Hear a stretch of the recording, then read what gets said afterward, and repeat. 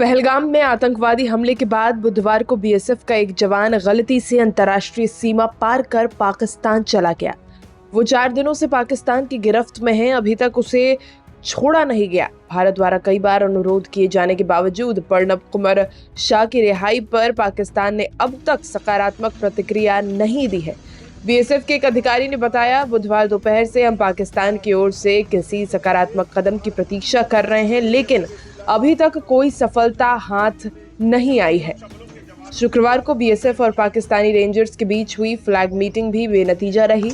ये घटना के बाद से तीसरी फ्लैग मीटिंग थी जो बीएसएफ ने बुलाई थी।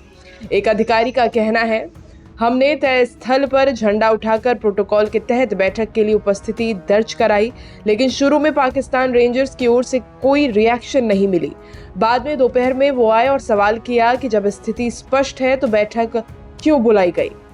उन्होंने आगे बताया, पाकिस्तानी रेंजर्स ने सूचित किया कि वो अपने वरिष्ठ अधिकारियों के आदेश का इंतजार कर रहे हैं। एक बार फिर बातचीत बिना किसी नतीजे के समाप्त हो गई। प्रणब कुमार शाह पश्चिम बंगाल के हुगली जिले के रहने वाले हैं। बुधवार दोपहर को सीमा के पास किसानों की मदद करते समय अनजाने में वो पाकिस्तानी क्षेत्र में प्रवेश कर गए।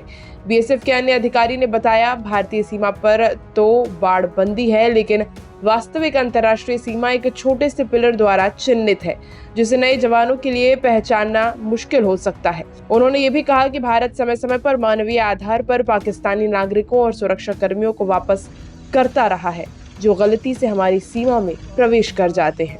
ये घटना ऐसे समय पर सामने आई है जब भारत पाकिस्तान सीमा पर सुरक्षा कड़ी कर दी गई है। पहलगाम में हुए आतंकवादी हमले के बाद भारत ने पाकिस्तान के खिलाफ कड़े राजनयिक कदमों की घोषणा भी की थी। इस घटना में 28 लोगों की मौत हो गई थी।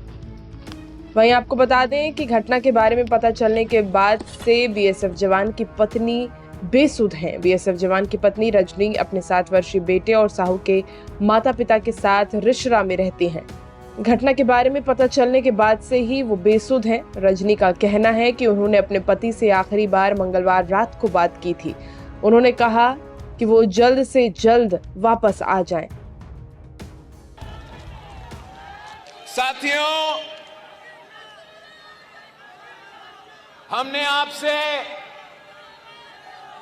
वादा किया था कि हम सिंधु को बचाएंगे। हमने कहा था कि हम निकले हैं सिंधु को बचाने के लिए, और इन खदशात से, इन खतरात से हमने तो बचा दिया है। ये आपकी कामयाबी है, ये सिंध का कामयाबी है, ये पाकिस्तान का कामयाबी है। मगर साथ साथ आपका सिंधु पे एक और हमला हुआ है। इस दफा भारत की तरफ से सिंधु पे हमला हुआ है। आपने सुना होगा कि मकबूजा कश्मीर में दहशतगर्दी का वाकया था। हम सब ने उस दहशतगर्दी का वाकया का मजम्मत की। हमने कहा कि दहशतगर्दी के मुतासिर तो पाकिस्तान भी है।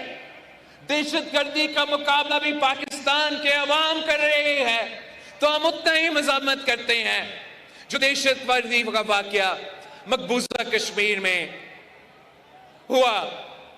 मगर भारत ने पाकिस्तान पे इल्जाम लगाया है।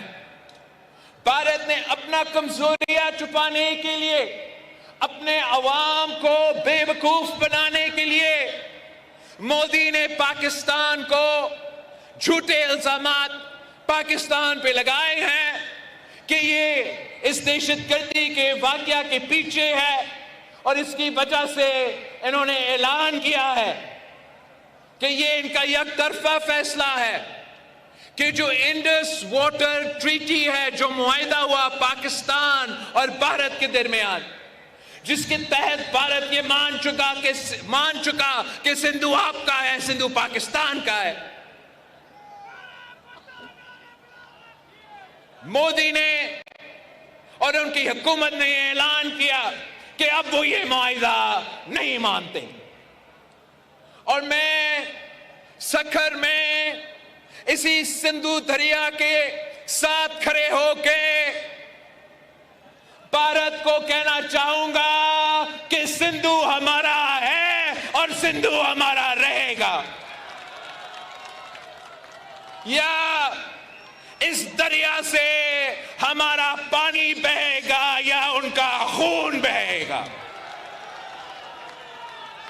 ऐसे नहीं हो सकता,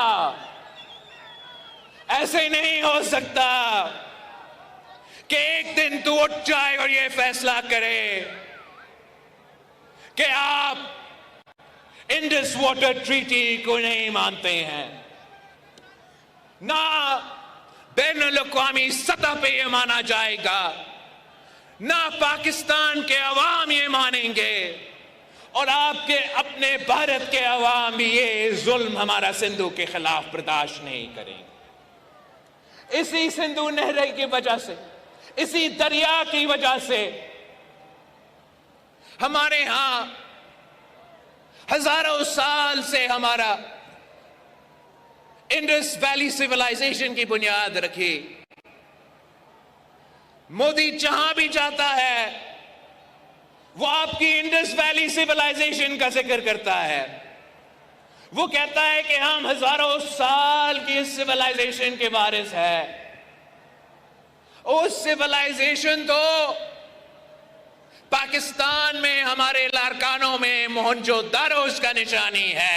हम उसका वारिस है, हम इस दरिया के वारिस है, मुहाफिज है और इसका तहफ़्फ़ुज़ करेंगे।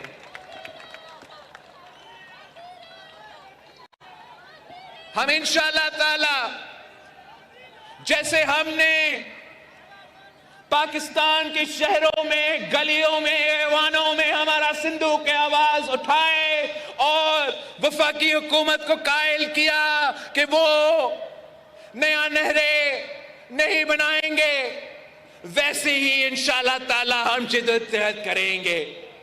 भारत बड़े तादाद में पॉपुलेशन के हिसाब से उनका ज्यादा तादाद हो, लेकिन पाकिस्तान के अवाम बहादुर लोग हैं, गयूर लोग हैं। हम आपके डट के मुकाबला करेंगे, पाकिस्तान में आपका मुकाबला करेंगे।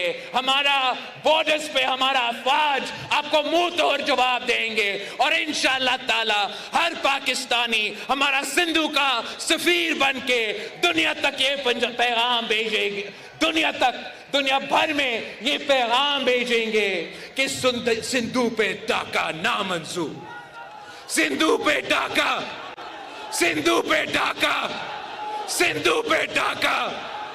मैं आपसे पाकिस्तान के अवाम से अपील करता हूं कि ये दरिया हम सबका है, पूरे पाकिस्तान का है। और इस वक्त हमारा दुश्मन, हमारा हमसाया मुल्क की माली आंख हमारा दरिया की तरफ देख रहा है। पूरा पाकिस्तान को एक होकर इनका मुकाबला करना पड़ेगा।